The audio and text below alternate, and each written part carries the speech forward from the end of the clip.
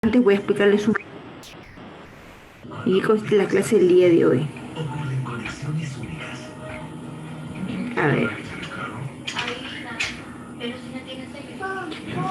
Vamos a ver, chicos, el día de hoy sobre teorías evolutivas. ¿De qué se trata? Teorías evolutivas, chicos, se refiere que existen, pues, ciertas teorías que tratan de dar respuesta a cómo es que se originó la vida en la Tierra y cómo éste ha ido evolucionando, pues, a través de la historia. Es lo que vamos a ver el día de hoy. Entonces vamos a empezar. Vamos a empezar por origen de la vida. Bien, tenemos aquí un pensamiento vitalista, el cual lo plantea la generación espontánea, creado por Aristóteles. El personaje llamado Aristóteles plantea una teoría donde pues aplica que los seres sin vida, para que puedan tener vida, pues van a ser tocados, algo así, por una fuerza vital llamada la entelequia. La entelequia es una fuerza vital que le da vida a lo inerte, ¿ya? Que le da vida a lo inerte. Ahora, esa fuerza vital que le da vida a lo inerte, pues Aristóteles la va a considerar como algo muy importante en su teoría, ya que él decía que los seres sin vida, o sea, los seres que no tienen vida, van a tener vida gracias a esta fuerza. Por ejemplo, mira, cuando un árbol se caía, ahí está, y se sumergía, pues, ¿no? O se iba en descomposición, poco a poco, iba transformándose en un cocodrilo. Cosa que tú sabes que esto no es cierto, ¿sí o no? Pero pues en ese entonces, estamos hablando de 384 antes de Cristo, o sea, de un concepto muy antiguo que por muchos años se pensaba que en verdad sí era así. Él decía que los seres vivos podrían surgir de barro y materia en descomposición. De ahí sería un ser vivo, ¿no? Pero en su posición idealista, ¿no? La iglesia apoyaba su pensamiento, porque decía que a ese ser vivo se le agrega el alma y tiene vida. A ese ser no vivo, perdón, se le agrega el alma y vas a tener vida. Tienes esa fuerza vital que le da vida a lo inerte, la entelequia. ¿Y quién lo planteó? Aristóteles. ¿Ya? Entonces, esa entelequia o entelequia actúa sobre la materia inanimada o sustancia en putrefacción, originando seres con vida. ¿Ya? Ahora, ¿quiénes apoyaban el pensamiento de Aristóteles? Newton, Harvey, Descartes y Van Helmont creyeron mucho en su teoría. Mira, que de los frutos crecían las aves, los patos. O sea, imagínate ese pensamiento, ¿correcto? ¿Ya? Bien.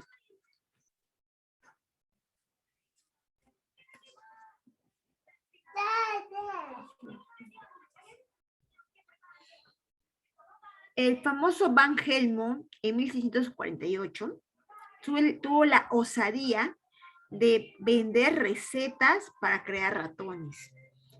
Según, pues, Aristóteles, cuando colocaba ropa sucia, y ahí le colocaba trigo y olor en descomposición, en 21 días aparecían ratas. ¿Quién corroboró eso? Van Helmont. Pero ¿quién lo vio? Lo vio por primera vez Aristóteles. Cuando Van Helmont hizo una experimentación, en verdad salían ratas, empezó a vender recetas para crear ratas. Ahora tú dirás, millones y no salen ratas. No, no salen. Entonces, ¿por qué él decía que sí? Porque en ese entonces los roedores abundaban. ¿Y sabes por qué? Porque ahí guardaban sus alimentos, el trigo, guardaban sus semillas en costales y las ratas buscaban alimento. Pues las ratas abundaban ahí. Ese tiempo, pues, ¿no? Por eso se pensaba que se podía crear ratas. ¿Ya? Bien, ¿quién hizo eso? Van Helmont. Luego viene, perdón, antes estaba Needham. Needham, ¿qué hace? Tiene el mismo pensamiento que Aristóteles, pero Needham lo que hace es servir caldos, y hierve un caldo, y supuestamente, al hervir el caldo, mata a todos los microbios que están allí, mira, lo destruye a todos los microbios. Y con el pasar de los minutos y las horas de ese caldo, surgen microorganismos, mira, ¿ves? O sea que la fuerza vital, la entelequia, le daba vida al caldo, para que el caldo origine a microbios, bacterias. ¿Me puedo entender? O sea, formaba vida microscópica, basada en la basada en microorganismos, o sea, todo lo que el ojo no podía ver, él lo creaba, ¿no? Con respecto a la fuerza vital que le da vida al inerte, pues aparecían las bacterias y las esporas. Bien. Luego aparece pues la teoría de la biogénesis, la cual es planteada por Francisco Rey. Él demostró que no había generación espontánea, pero sin embargo su teoría no les convenció a los seguidores de Aristóteles. Entonces, ¿qué cosa hizo Rey? Rey llevó 3 frascos con una carne cada uno, y al cabo de, bueno, llevó tres pedazos de carne y colocó cada frasco en un pedazo de carne. Al primero lo tapó herméticamente y encerrado. Al segundo le colocó una gasa y después lo dejó abierto. Supuestamente, cuando se observó la primera carne en el frasco cerrado, los seguidores de Aristóteles decían, no puede estar cerrado. ¿Por qué? Porque la entelequia no va a entrar. Y al no entrar, no le puede dar vida a la carne. Ok, entonces le colocó una gasa. Y las moscas que venían dejaban los huevecillos en la malla, o sea, en la gasa. Por lo tanto, se observaba que había moscas sobre esas larvas. Entonces, quiere decir que las larvas se forman a partir de las moscas. Larvas se forman a partir de las moscas. Correcto, te das cuenta. Larvas forman, o sea, quiere decir que la vida se origina pues a partir de la vida ya preexistente. Y acá yo veo que hay larvas sobre la carne, es que aquí no se piensa ya, porque acá lo dejo bien claro en el frasco 2, pero en el frasco 3 ya se sabe que la carne proviene de qué? De la carne provienen los gusanos, no, ¿verdad? Los gusanos provienen, ¿quién proviene? La mosca, ¿verdad? Los gusanos provienen de la mosca.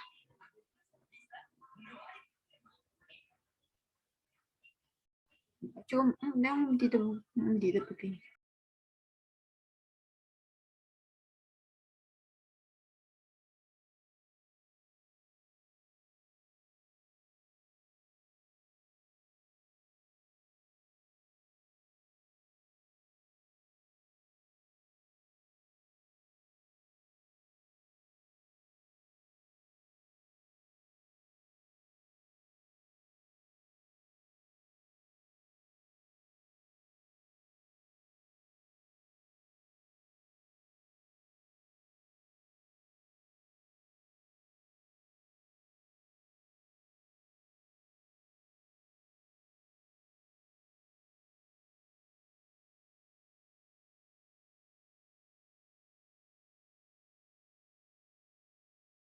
Ya, chicos.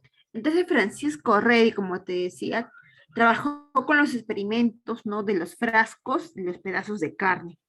El frasco 1, como te decía, pues estaba cerrado y tenía que estar abierto para que entre supuestamente la entelequia. Por eso es que se colocó una gasa en el frasco 2 para supuestamente la entelequia pueda entrar y originar vida a partir de la carne. Y en el frasco 3, pues observaba que los gusanos provenían de la mosca y no de la carne. Y con esto, no derrota la generación espontánea, sino la deja en duda, ¿ya? Entonces, con esta teoría de la biogénesis, la generación espontánea queda un poco tambaleando en cuanto a su creencia, pero no está totalmente pues descartado. Bien. A ver, en el siguiente tenemos aquí el aporte de Lázaro Spallanzani. ¿Qué aporte nos da Lázaro Spallanzani?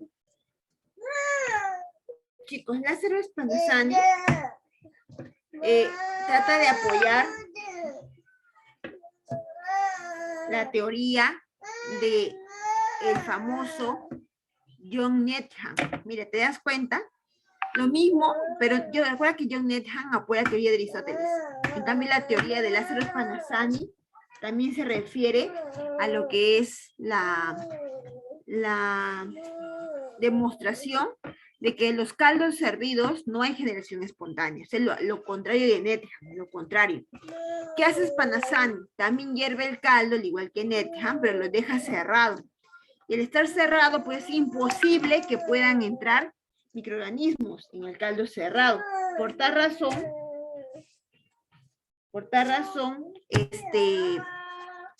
él al hervir el caldo lo mantiene cerrado y demuestra que no puede originarse vida de un caldo cerrado. De un caldo. Un momentito.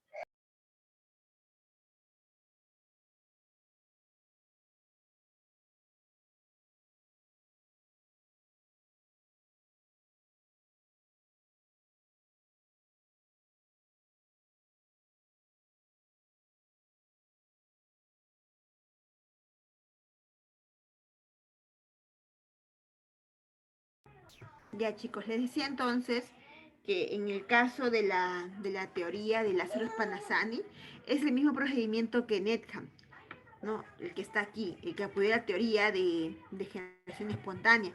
Pero como sabes, Lázaro Spallanzani va a negar la teoría de la generación espontánea.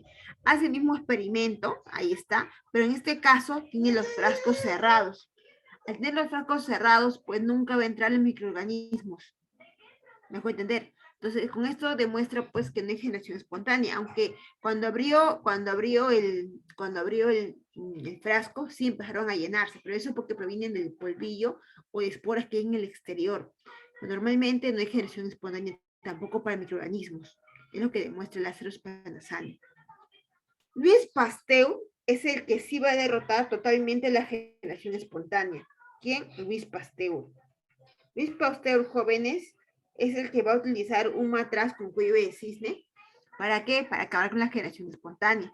Mira, a ese matraz le coloca un caldo y el cuello del matraz le va a dar una forma, mira, encurvado.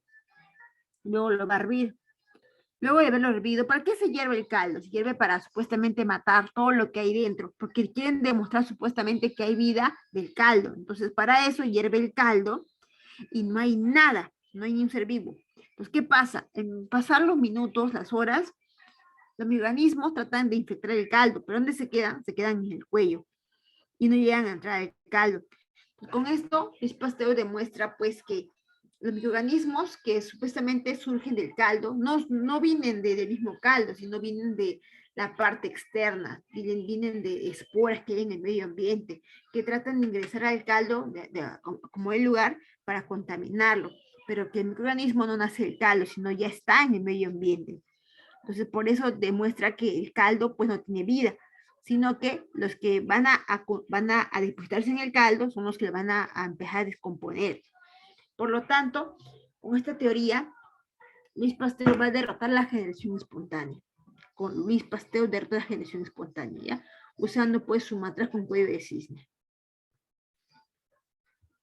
Luego hay otra teoría llamada la cosmogónica. La cosmogónica pues explica que existen en el universo gérmenes que están en reposo, que luego van a desarrollar condiciones adecuadas, ¿no? Como las esporas, que van a llegar a la Tierra y van a colonizar, o sea, que se van a originar a partir de bacterias que llegan a la Tierra, pues caídas del universo. Esa es otra, ¿no? En la teoría de la panspermia, acá está Svante Arrhenius, que es un poco más creíble, pero también falta demostrarla y sustentarla.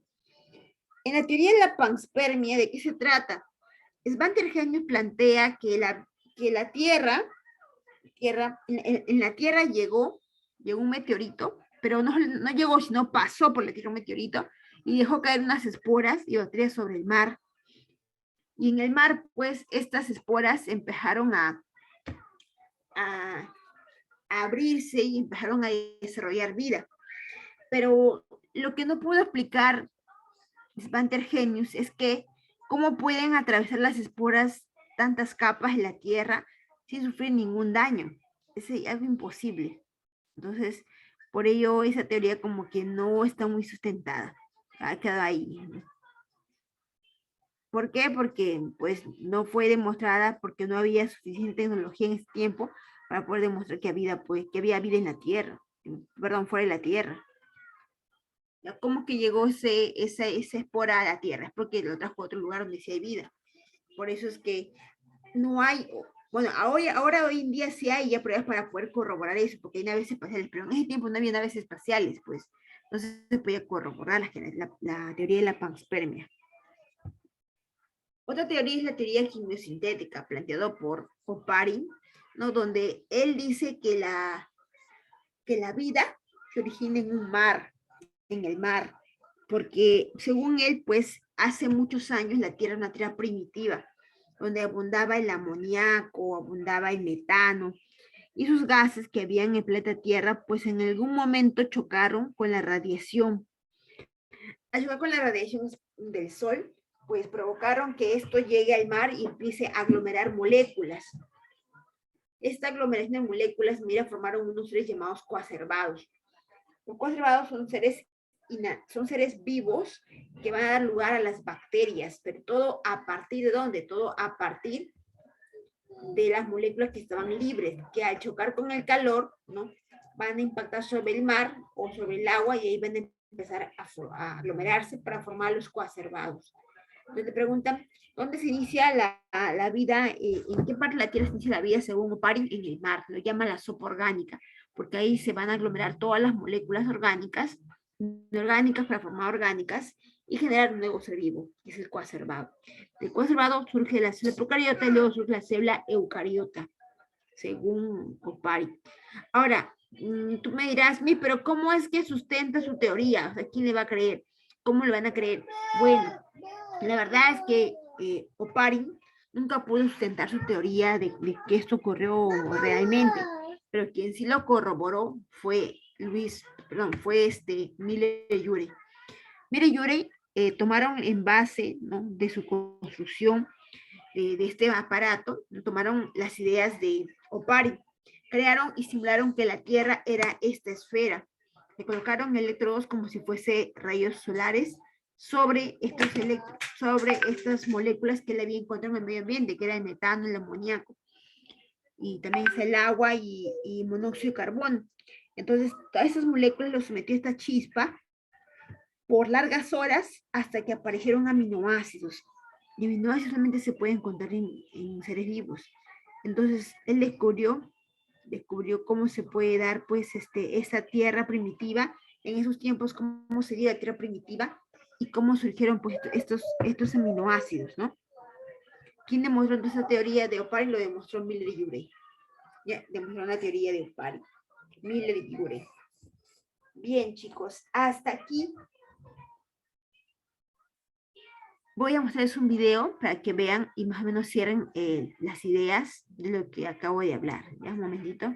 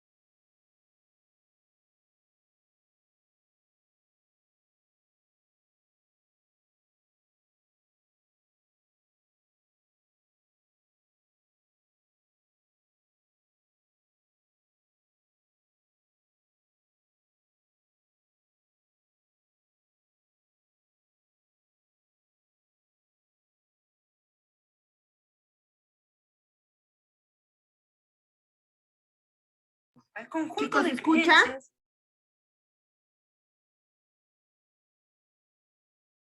Existe Chicos, ¿se actualmente. escucha?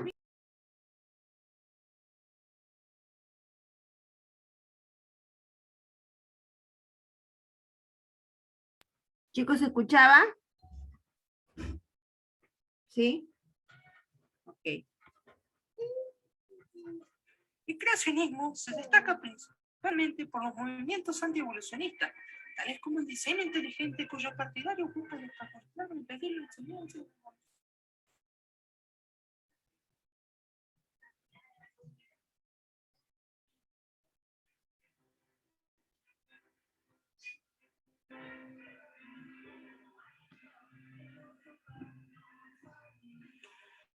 Esto lo comprueba definitivamente. No hay ninguna duda. Los seres primitivos como las ratas y los insectos provienen de dos ramas. Aquellos obtenidos por trato venéreo y aquellos obtenidos por la degradación de materia. Y lo más impresionante, son iguales ambos. La generación espontánea está confirmada una vez más. Se debe colocar un recipiente abierto, trigo y restos de ropa. Al cabo de 20 días surgirán ratas. Mi ilustrísimo señor, me temo que debo corregir eso. Algunos insectos no se generan espontáneamente de la materia. He realizado varios experimentos cuyos resultados publicaré en mi libro de 1668, Experimentos acerca de la generación de los insectos.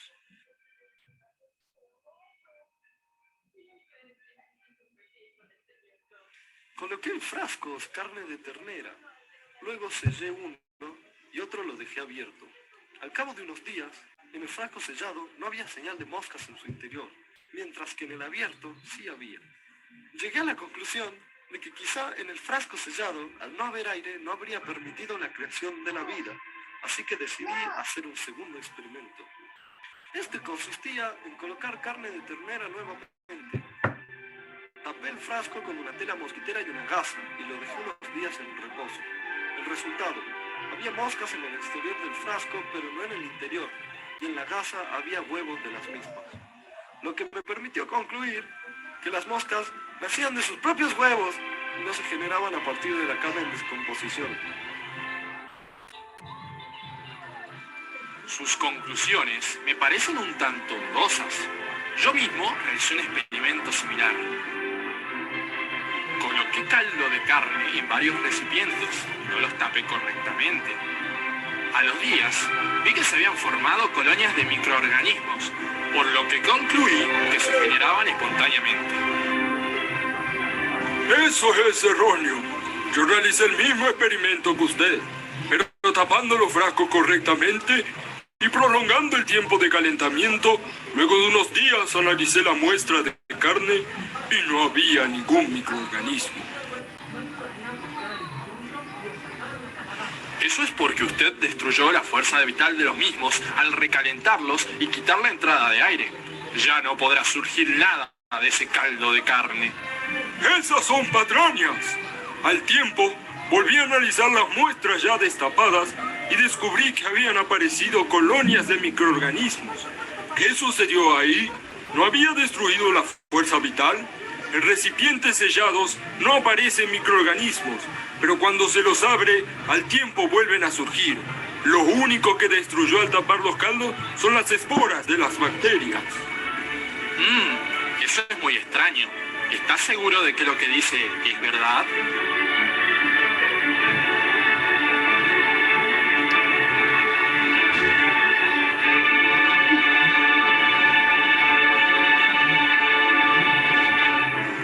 Lo que el señor Spallanzani dice es correcto. En 1864 obtuve el triunfo de un concurso al que habían sido llamados muchos de los científicos más importantes de ese tiempo, con el fin de que alguno demostrara de alguna forma correcta y sin ser refutado que la teoría de la generación espontánea no era real. ¿Y cómo lo demostró? Si es tan amable de contarnos. Bueno, para demostrarlo, les puse caldos hervidos en matraces de cuello muy alargado y curvado, que dificultaba el paso del aire, y por ello el de las partículas de polvo hasta el caldo de cultivo.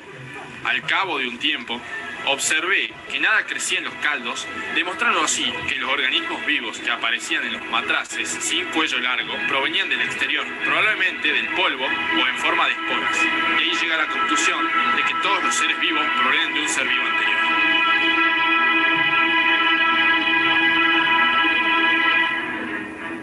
Respetable idea, señor Pasteur. Pero su teoría expresa que siempre existieron seres vivos en la Tierra, cosa que creo dudosa, y que no termina de explicar el origen de la vida en la Tierra. ¿Cómo dice? Quizás tenga razón, pero ¿qué otra explicación tendría el origen de la vida en la Tierra? Bueno, muy simple. Antes, hace millones de años, la Tierra era muy extraña si la comparamos a la actual. No existían seres vivos y sus condiciones eran diferentes. Los recién formados mares y continentes eran afectados por la radiación, la energía calórica y eléctrica, lo que causó cambios en la materia inorgánica. Ajá. ¿Y cómo surgió vida de estas extrañas condiciones?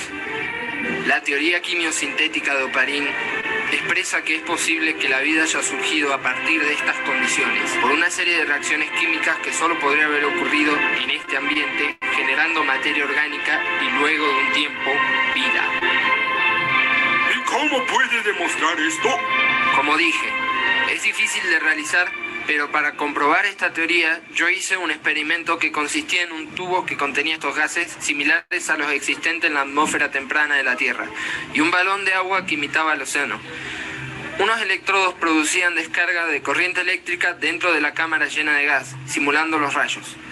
Dejamos que el experimento prosiguiera durante una semana entera y luego analizamos los contenidos del líquido presente en el balón.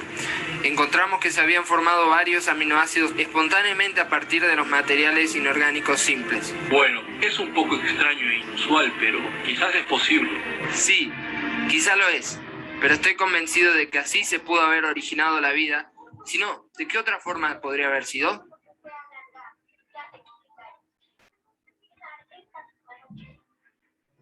La teoría de la panspermia expresa que la vida se originó fuera de este planeta.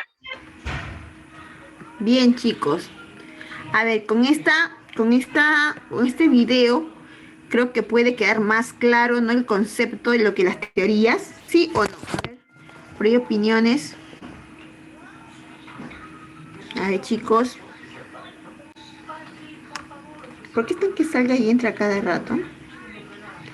A ver, voy a leer por el chat, de paso un momentito, ahorita regreso, pero igual por el chat quiero leer qué opiniones acerca de las teorías que acabas de observar en el video. A ver.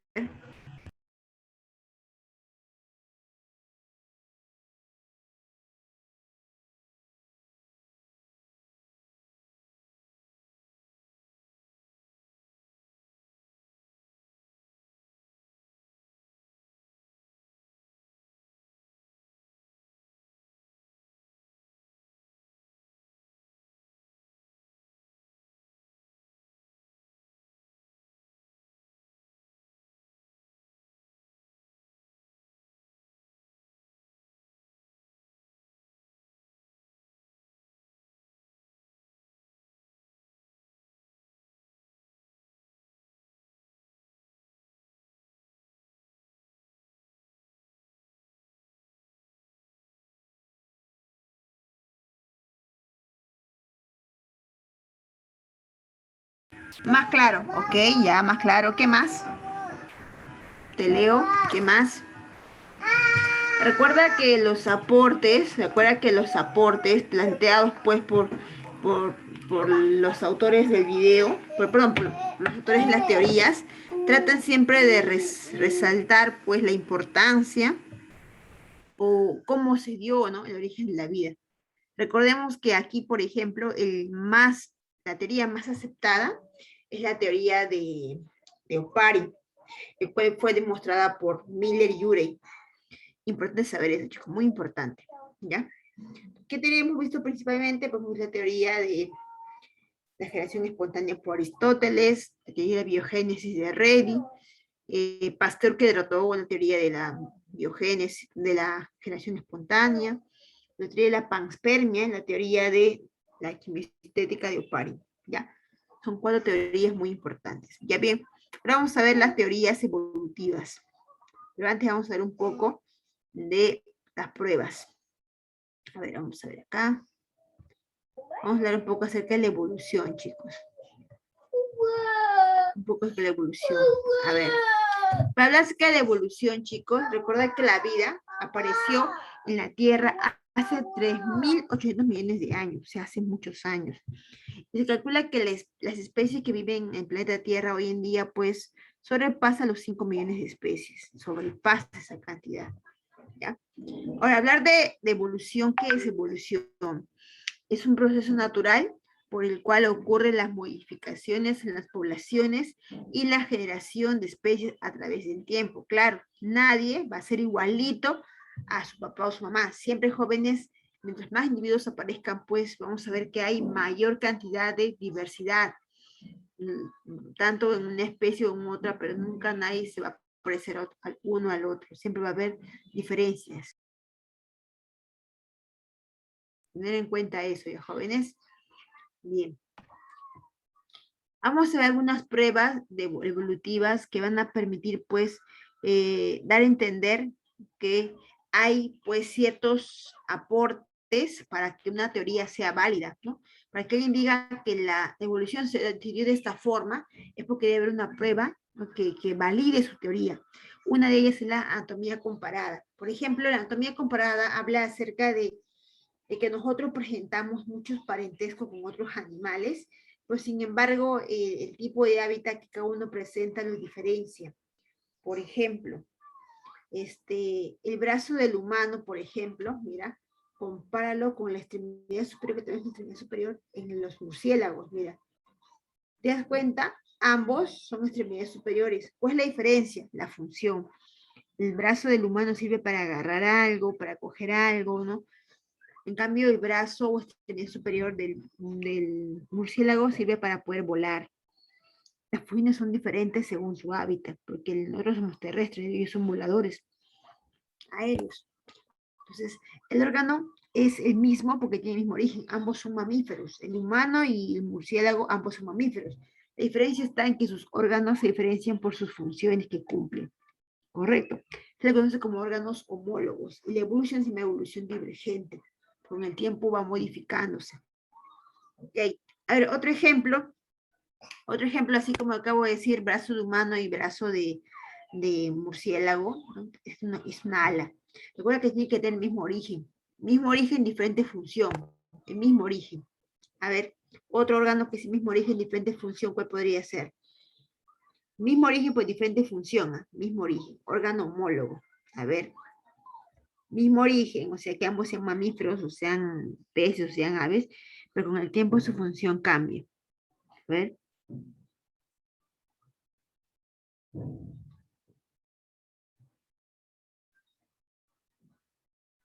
A ver, nada. A ver, te voy a otro ejemplo, ¿ya? La aleta de una ballena es su extremidad superior, porque la ballena es un mamífero.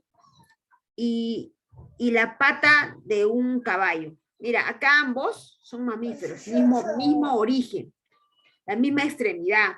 ¿Dónde la diferencia? En la función. La aleta de la ballena contiene huesos que son extremidades superiores, al igual que la pata de un caballo, mismo origen.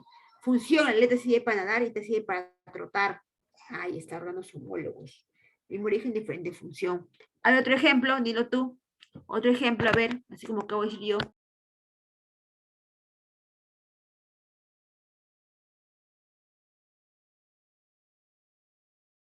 A ver, otro ejemplo, chicos, otro ejemplo. Te escucho, te leo. A ver, Zamudio, otro ejemplo. Fernández, Lizano, otro ejemplo, a ver. De órganos homólogos. ¿Cuál podría ser?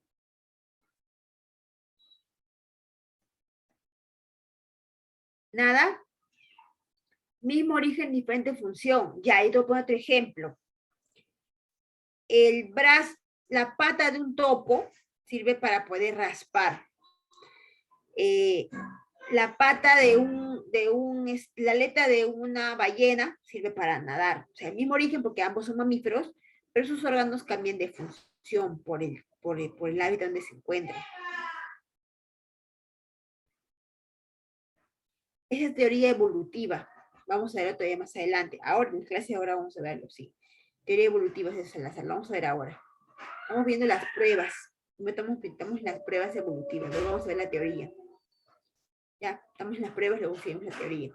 Entonces, ahí, ¿cuál es el caso, no? Mira, órganos homólogos del mismo origen. La pata de la ballena, perdón, su extremidad superior de la ballena es una aleta. La extremidad superior de un caballo, no importa, es su extremidad es una pata que sirve para trotar y la ballena sirve para nadar, su aleta. Mismo origen porque ambos son mamíferos, pero con el tiempo cambian de función, una para nadar y otra para trotar.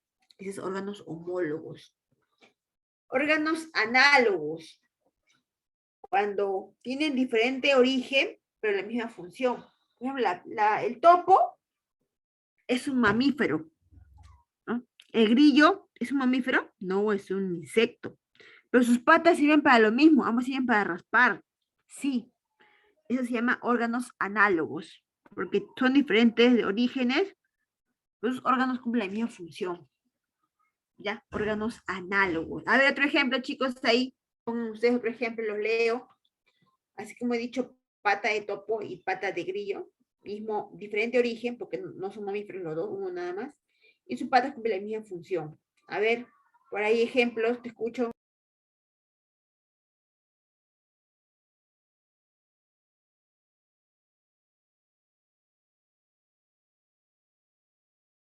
Escribe por el chat, te leo otro ejemplo de órganos análogos.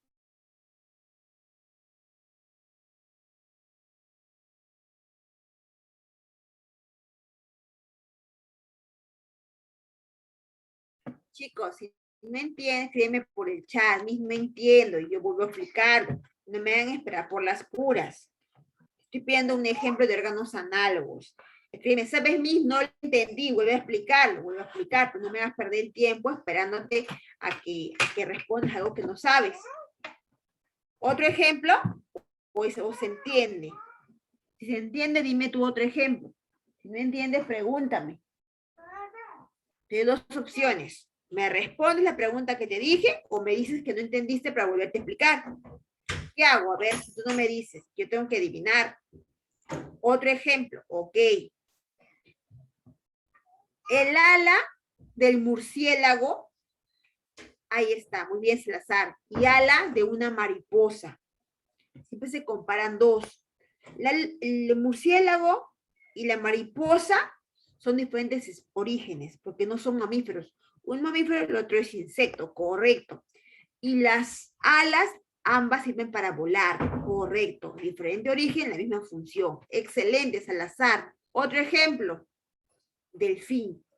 ¿Delfín qué? Pues, o sea, ¿con qué lo voy a comparar? Me ponen delfín nada más. ¿Con quién comparo el delfín? Su ojo, su aleta, su nariz. ¿Qué cosa comparo el delfín? El delfín no tiene alas. Chicos, por favor.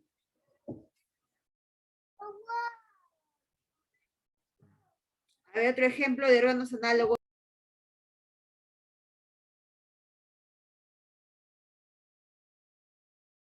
A ver, escríbeme por el chat ejemplo de órganos análogos.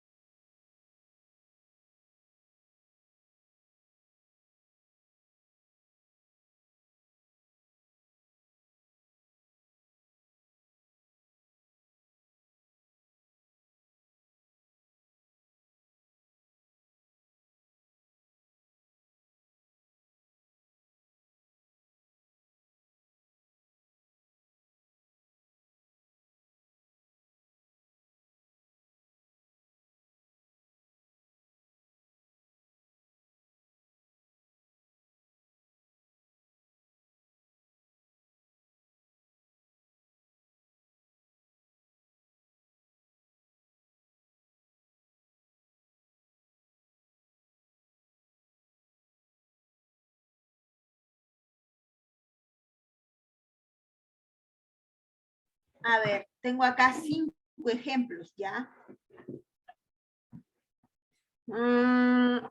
Canguro y una mujer, ambos son mamíferos. No, no puede ser. Tienen de diferente origen. Tiburón y delfín. Su aleta. Pues, su cola, no tienen cola, tienen aletas. Puede ser, sí, porque tiburón es un pez y delfín es un mamífero. ¿Pero qué parte?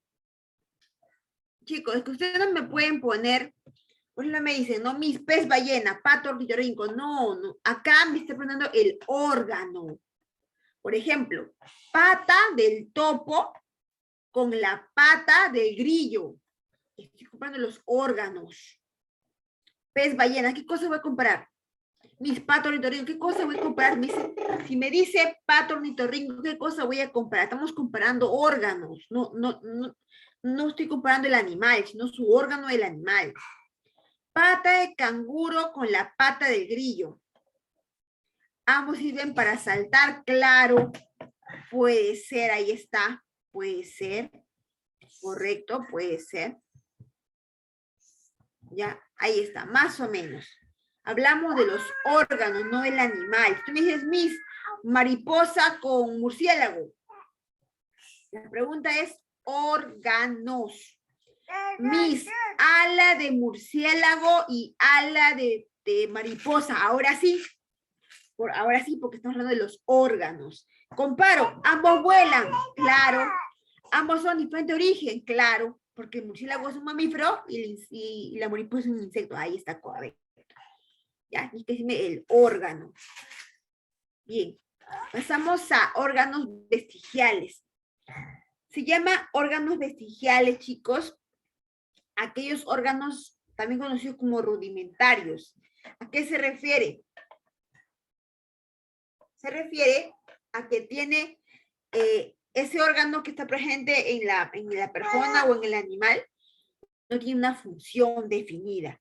O sea, si está o no está en el cuerpo, no pasa nada, porque no es necesario. Por ejemplo, el coxis, mira, el coxis en el humano. ¿Tiene función? No. Entonces es un órgano vestigial. El músculo auricular que tenemos en el oído, en la oreja, tampoco es necesario. El apéndice, la muela de juicio, ¿tiene importancia? No. Entonces no es un órgano que tenga una función definida, es un órgano vestigial o rudimentario. Rudimentario, ¿por qué? Porque no tiene función, no sirve. O sirvió hace muchos años, pero luego la falta de su uso constante pues hizo que sea rudimentario, o sea que poco a poco deje de servir. Ahí está, mira, ves en los primates tienen ahí su membrana, pero su músculo auricular, y acá también tenemos nosotros, ¿ves? Con eso podemos comprobar que descendemos igual que ellos, ¿no? De un punto, igual que los primates.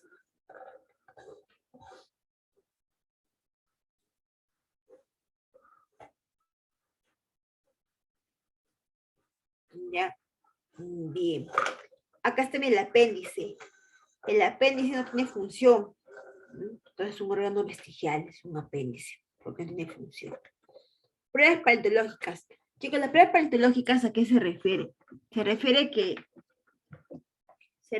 que siempre, para nosotros saber de dónde viene pues ese animal o saber que existió ese animal hace muchos años, debe haber huellas que haya dejado, en este caso el resto fósil. Un resto fósil viene a ser una huella que es un antepasado, ¿no? Una impresión, por ejemplo, puede ser en rocas, como está acá, mira, grabado en rocas, o un hueso. Si es un resto anatómico, pues un cráneo, un hueso, dientes. Petrificados, por ejemplo, cuando queda en ciertos preservados como hielo, resina, ámbar, en moldes como rocas, ¿no? Acá yo puedo ver que es la huella de una planta de helecho, ¿ves? En una roca. Entonces, eso debería ser eso decía moldes grabados en rocas, ¿no? Entonces son huellas, esos son huellas, ¿ya? Si se prueba paleontológica, son huellas. Mira, otra huella también está la pisada en barro de un dinosaurio, puede ser. Ahí está la pisada de un dinosaurio y está su pata, mira, el dinosaurio. ¿no? Entonces, sí, entonces es una huella. Una pisada de dinosaurio es una huella, ¿no? De que existió. Hay animales que hoy en día todavía viven, que parecen pues restos fósiles vivientes, ¿no? Como por ejemplo la tuatara, que es un reptil que existió hace muchos años y todavía existe. El celacanto, mira este pez inmenso.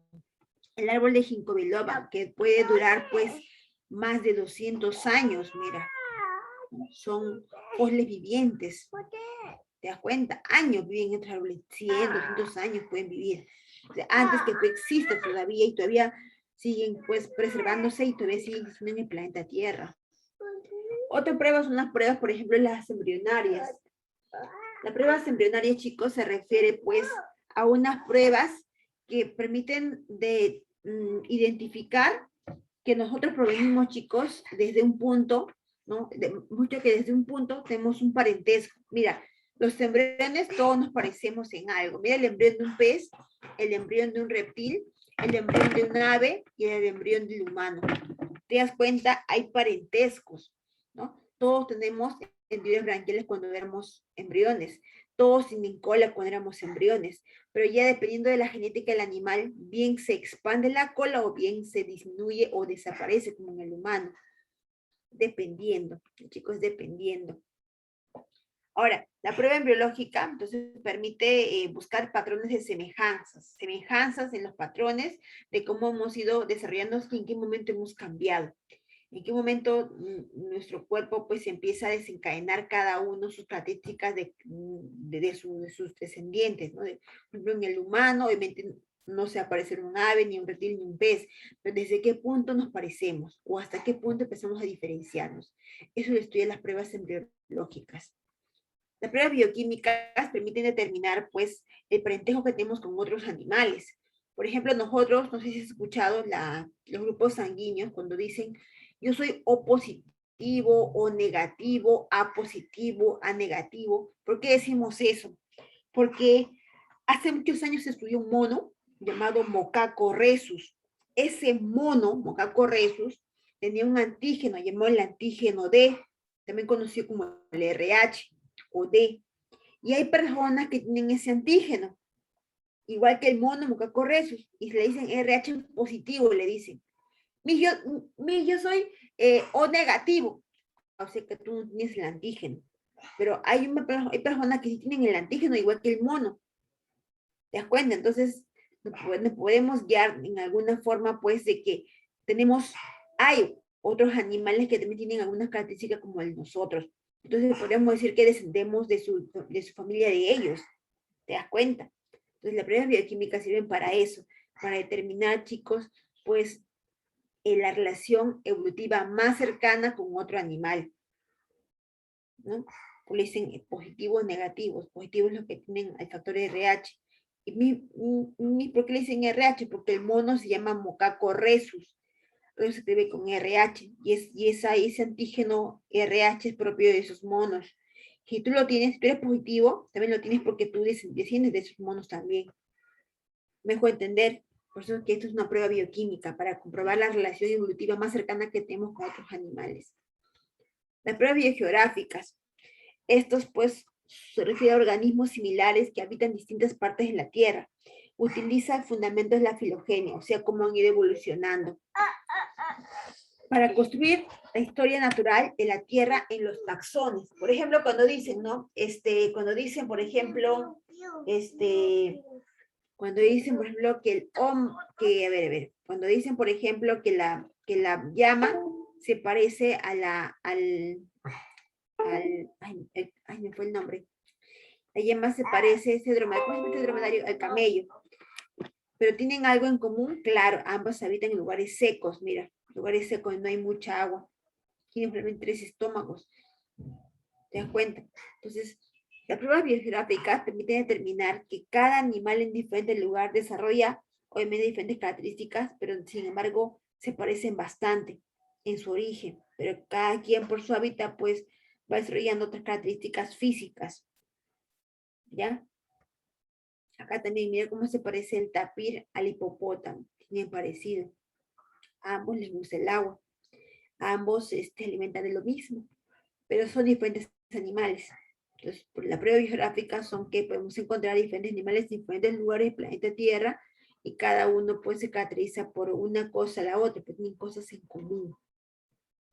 Correcto. Las pruebas de la biología molecular, por ejemplo, se refiere a que nosotros podemos parecernos mucho al chimpancé, por ejemplo, en cuanto a la cantidad de cromosomas. Por ejemplo, cuando tú ves a un chimpancé con alta capacidad de obedecer, por ejemplo, tú dirás, pero ese chimpancé parece humano. Claro, parece mucho en los ojos, casi todo, ¿no? La única diferencia son unas cuantas cosas y el comportamiento. En el chimpancé tiene 48 cromosomas, en el humano 46. Mira que nos llevamos 2 de diferencia para que sean pues más parecidos al hombre. 2 cromosomas de diferencia. En el hombre son 46, en el chimpancé son 48. Nos diferencian unos cuantos cromosomas nada más. ¿Te das cuenta? En otros animales, ¿cuántos hay cromosomas? En el caballo 64, en la vaca 60, en el chivo 60, en el chancho 40, en el perro 78, en el gato 38, en el ave 78. ¿Te das cuenta? Se diferencian. ¿Ya? Entonces, los cromosomas permiten también identificarnos, pues, ¿no? De qué características tenemos nosotros físicamente. Son pruebas de biología molecular. Los jóvenes. Pruebas histológicas son, pues, en cuanto a la célula, aquí tenemos más parecido, por ejemplo, ¿no? Las plantas y las algas tienen célula eucariota de tipo vegetal. Ambos tienen cloroplastos, ambos hacen fotosíntesis. Hay un parentesco por sus células, ¿te das cuenta? Por ejemplo, la célula vegetal también está presente en hongos. Pero los hongos no hacen fotosíntesis porque son células vegetales, tienen células vegetales pero sin cloroplastos. Pues tienen pared celular, o sea, tienen el mismo tipo de célula, pero con carencia de algunas estructuras. Por eso es que lo diferencia con el hongo con la planta. En cambio, la planta con el alga sí se parece. ¿En qué se parece? Se parecen en cuanto a lo fotosintética que son, aunque que ambas tienen clorofila. Entonces, hay parentesco en cuanto a sus células. Bien, vamos a entrar a las teorías. Tenemos aquí 4 teorías. La teoría lamarckiana, la teoría darwiniana, la teoría mutacionista y la teoría neodarwiniana o sintética. La teoría lamarckiana, ¿a qué se refiere? Número 1, el autor es Jean-Baptiste Lamarck. Él habla sobre su teoría llamada la herencia de los caracteres adquiridos. Repito, la herencia de los caracteres adquiridos. Y su obra se titula Filosofía zoológica. Su obra se titula La filosofía zoológica. ¿Ok? Postulados. ¿Qué nos dice Darwin en su teoría? Según Darwin, existieron jirafas de cuello corto que querían alimentarse y no llegaban, mira, al árbol y morían. Pero algunas por necesidad tuvieron que estirar el cuello y lograr alcanzar la copa del árbol para poder alimentarse. Y cuando estas que ya habían tenido cuello largo, después de tanto esfuerzo, se reproducían, sus crías ya salían con cuello largo. Esa teoría, con el tiempo, se fue debilitando. ¿Por qué? Porque no se creía, ¿no? Es como si te digo, chicos, me voy a pintar el cabello rubio y mis hijos van a salir todos rubios. No, sí o no, no puede existir eso, porque físicamente hay una característica, pero sin embargo, genéticamente tiene que heredarse. Es como si él tiene el cuello largo, su hembra también tiene cuello largo, su cría con cuello largo, no, pues, no, porque si la teoría de Lamarck dice que tuvieron cuello corto, entonces en sus genes está el cuello corto. Por más que lo estire, no se modifica el gen. Físicamente sí se puede modificar, pero genéticamente no se modifica. ¿Ya? Eso es lo que no pudo explicar, obviamente, Lamarck, ¿no? Pero él, en su teoría, plasma de que fue así.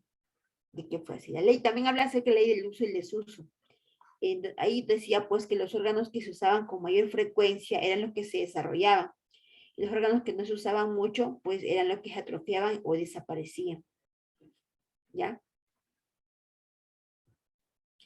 En el darwinismo, Darwin también coge un poco la información de Lamarck de la siguiente forma. Mira, con las jirafas. Tú miras, las jirafas son de Lamarck, sí, pero Darwin trata de corregir un poco la teoría de Lamarck. ¿De qué manera? Por ejemplo, tenemos acá, según Darwin, dos tipos de jirafas. De cuello corto y de cuello largo. Mira, según Darwin, ¿ah? Cuello corto y cuello largo, dos tipos de jirafas. Las de cuello corto murieron todas. ¿Por qué? Porque no lograron, pues, alcanzar su alimento. Las de especies de cuello largo, ellas sí vivieron. ¿Por qué? Porque ya tenían el cuello largo y sí podían alimentarse. Entonces, entre cuello largo se cruzaron y salían crías de cuello largo. Las de cuello corto, pues, nunca prevalecieron porque murieron ya que no alcanzaban su alimento. O sea, aquí es un poco más claro. ¿Por qué? Porque me está hablando de que había dos especies de jirafas, de cuello corto y cuello largo. En cambio, lo que decía Lamarck era un poco absurdo, de que el cuello corto estiraban su cuello y creció, y así no fue, pues, ¿no? Es más explicado la teoría de Darwin, está más clara la explicación. Ahora, la teoría del darwinismo fue apoyada también por Russell Wallace. Ambos logran, pues, explicar que la vida, o mejor dicho, el hombre evoluciona, o la especie evoluciona, dependiendo, pues, de qué tanto ha podido sobrellevar, ¿no?, la naturaleza. Como diciendo, el más fuerte sobrevive, ¿no? Por eso la teoría se llama el origen de las especies por medio de la selección natural. O sea, que la especie se ha originado de la especie que más ha padecido y ha podido salir de ese padecimiento natural. Ahora, los postulados. La naturaleza actúa sobre la variedad de la descendencia. En una población seleccionado al más apto, es el más fuerte. Los individuos de una misma población poseen variaciones, así es. Recuerda que también, por ejemplo, había aves que para poder subsistir tenían que modificar sus pinzones. Por ejemplo, si esas aves se alimentaban de semillas y por ahí viajaban a otro lugar donde no había semillas, tenían que modificar su pico para alimentarse de otros objetos. Entonces hablaba también ahí Lamarck de los pinzones de las aves, ¿ya? Y siempre teniendo en cuenta que sobre la sobrevivencia el más apto, o sea, el más fuerte llega a sobrevivir, el que se adapta mejor sobrevive, el que no se adapta, muere.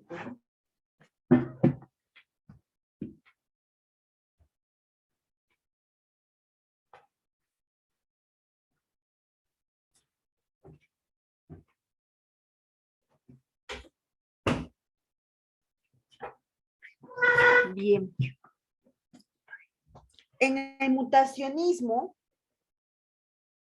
se habla acerca, chicos, de que en esta teoría la mutación es un cambio que se da, pues, de manera, según el mutacionismo de Hugo de Vries, es un cambio que se da de manera rápida. Hugo de Vries plantea el mutacionismo, su teoría, donde toma en cuenta que la mutación es el principal factor en la evolución. Para ello, él experimenta con una planta llamada la Oenotera lamarckiana. Con esta planta, él va a explicar que se origina nuevas especies a partir de una en común, que es la planta Oenotera lamarckiana. Entonces, esta planta lo lleva a diferentes lugares, o sea, sus semillas, y lo hace crecer. Observa que no todas crecen igual. Entonces, él dice que se dio la mutación o cambios, ¿no?, que sufre la especie, ¿no?, de manera rápida, acelerada. Entonces, así se dio la evolución por mutaciones, cambios de manera brusca. Eso lo considera, pues, Hugo de Vries, ¿ya? Hugo de Vries era un genetista. Pero recuerda que una de sus limitaciones, lo que no puedo explicar, es que no toda mutación causa evolución. Hay mutaciones que pueden causar alteraciones. Tú sabes, has escuchado de la mutación del virus del COVID, ¿sí o no? ¿Ha causado, ha sido bueno? No. No toda mutación causa evolución. También puede causar variaciones. Y esa variación puede como consecuencia, pues, ya sabes tú en el tema que del virus que pasó una mutación donde al haber más mutaciones del virus, pues era más, más propenso que más personas se infecten, ¿no? Entonces, no toda mutación sirve para la evolución, ¿ya? Otra teoría es la teoría sintética, también llamada teoría moderna o teoría neodarwinista. Esta teoría, chicos, es tomada bueno, es creada por Teodosius Dobzhansky. Dobzhansky apoya la teoría de la sintética, donde considera a la población como la unidad de la evolución. Recuerda que cada aporte tienes que saber tú a quién considerar como el principal factor, ¿no? El principal factor aquí para Teodosius Dobzhansky era la población. Sin embargo, Darwin decía que el principal autor era ¿quién? Era la especie. El principal motor para la evolución era la especie, decía Darwin. En cambio, la teoría neodarwiniana o sintética, planteada por Dobzhansky, decía que no, es la población que da origen a la evolución. O sea, a partir de la población generan nuevas especies, a partir de la población. ¿Cómo se plantea la teoría sintética? Utilizando pues dos patrones. Uno, la genética, y otro el origen de las especies de Darwin. O sea, se crea esa teoría usando dos cosas, los pensamientos de Darwin más la genética moderna. Se combina y se crea la teoría sintética, usando dos patrones, la genética más el origen de las especies de Darwin. ¿Okay? Y se crea se crea la teoría sintética. En esta teoría, chicos, se habla bastante acerca del crossing over, que es eso, la recombinación genética que permite dar origen a especies distintas. Por ejemplo, tú eres obviamente eres hijo de tus padres, tu hermano también, pero tú y tu hermano se parecen y no son idénticos. ¿Por qué no son idénticos? Porque para cada uno de ustedes ha ocurrido un crossing over distinto en cada gameto. Quiere decir, se ha recombinado la información genética. Vamos a suponer que tú tienes 3 hermanos. Tu papá tenía ojos marrones, tu mamá tenía ojos marrones o negros. Y tienes un hermano que sale con ojos verdes. Entonces, ¿qué pasó aquí? ¿Por qué ojos verdes, mi hermano? Quizá tu abuelo, el papá de tu papá tenía ojos verdes. Entonces, el crossing over es la recombinación que se da al azar y sale un pariente con ojos verdes. ¿Te das cuenta? Entonces, todo eso tiene que ver con la genética y con la evolución que plantea la teoría sintética. ¿Ya? Bien, chicos. Así no me voy a quedar. ¿Alguna pregunta hasta aquí? ¿Alguna pregunta hasta aquí? Hemos visto 4 teorías. La teoría lamarckiana, la teoría darwiniana, la teoría mutacionista y la teoría neodarwinista o sintética. Pregunta, ¿quién de las 4 últimas teorías evolutivas? Ojo, estas 4 últimas son evolutivas, las primeras son origen de la vida. Las 4 últimas son evolutivas. ¿Quién de las 4 teorías considera la población como la unidad de la evolución? ¿Quién de las 4 teorías considera la población como la unidad de la evolución? A ver. Te escucho. Muy bien, Balbín. La sintética o neodarwinista. Pregunta, ¿cómo se llama el autor de la teoría mutacionista?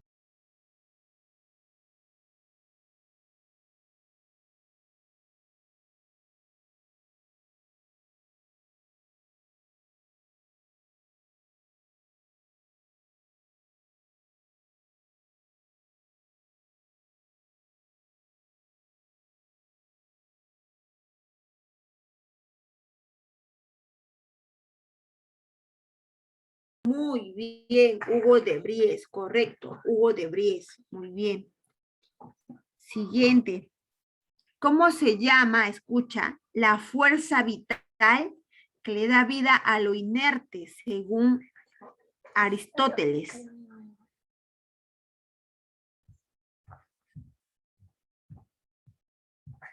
A ver.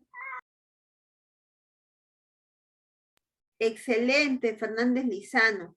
La entelequia. La entelequia. Siguiente.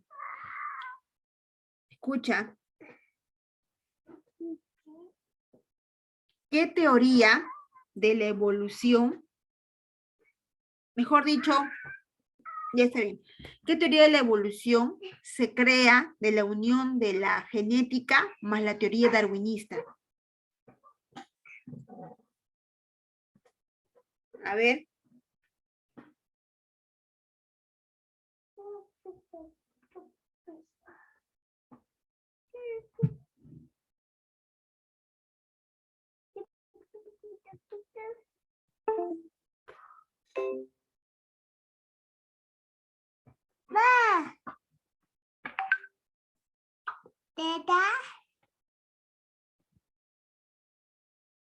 Muy bien, la sintética, correcto, la teoría sintética. Bien, seguimos. A ver, ¿cómo se denomina? Escucha, si comparo la aleta, escucha, la aleta de la ballena, escucha, con el brazo de un... A ver, la aleta de la ballena con la pata del topo.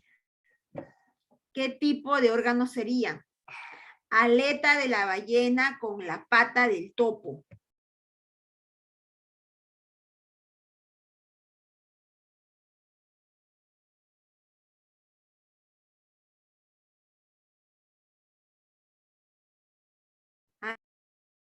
¿Qué dice el resto?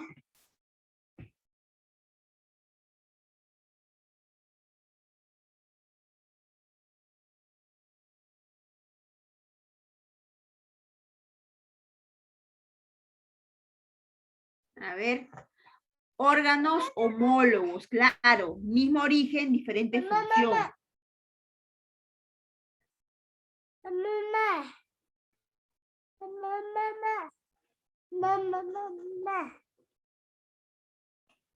Órganos homólogos. Bien, chicos, me dan unos minutos para actualizar su temático.